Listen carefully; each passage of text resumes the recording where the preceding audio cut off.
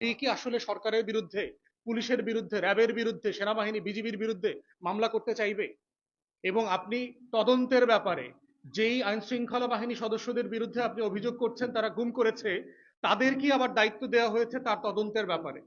এর আগের আইনে কিন্তু বলা ছিল যে মানবাধিকার কমিশনের নিজস্ব তদন্ত কর্মকর্তা থাকবেন, তারা দেখবেন যে আসলে এইটা কারা কারা কোন জায়গায় দায়ী। সেই কাজগুলো মানবাধিকার কমিশনের যে আইন করবার কথা ছিল, সরকার দাবি করেছিল ভালো আইন করবে, ভালো আইন তো দূরের কথা, 2009-এর আওয়ামী আইনের থেকেও খারাপ জায়গায় আমাদেরকে নিয়ে গেছে। তাহলে অ্যাগেইন বিএনপি তার 31 দফার তার যে জাতীয় ওয়াদা ছিল সেই ওয়াদার সাথে বরখেলাপ করেছে। জ্বালানি খাতের ব্যাপারে দেখেন, বলা ছিল জ্বালানি খাতকে নীতিমালার ভিত্তিতে প্রাইভেটাইজেশন করবে। এখন দেখেন কিসের ভিত্তিতে প্রাইভেটাইজ করছেন।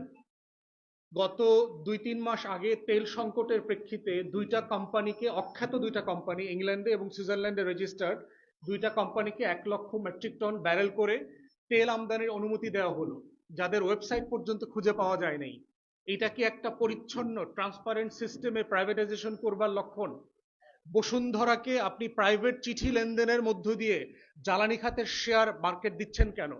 আপনি নীতিমালা করে সবাইকে ওপেন করে দেন যদি আপনি সত্যি সত্যি প্রাইভেটাইজেশন করতে চান।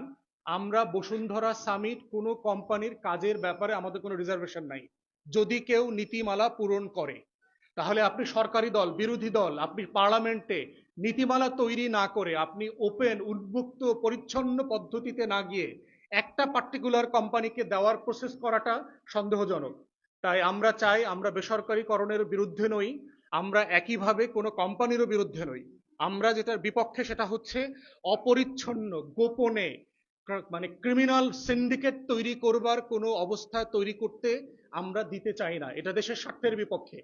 আমরা দেখেন অন্তর্বর্তীকালীন সরকার সামিটের একটা ভাসমান টার্মিনাল করবার অনুমতি বাতিল করেছিল, কারণ আপনারা জানেন যে কুইক রেন্টালে সামিট অলরেডি খুবই স্ট্রং বড় পাওয়ার প্লেয়ার।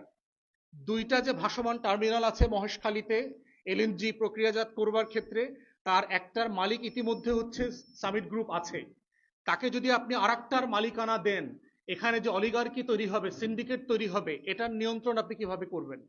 তাহলে বিএনপি তার 31 দফায় যেটা বলছে যে সে জ্বালানি খাতকে ঢেলে সাজাবে, এইটাকে নীতিমালার ভিত্তিতে সে বেসরকারি খাতে তুলে দেবে, এই নীতিমালাটা কোথায় সেটা তো আমরা দেখতে পাচ্ছি না। অ্যাগেইন আমরা দেখতে পাচ্ছি যে সরকার তার নিজের ওয়াদা লঙ্ঘন করেছে।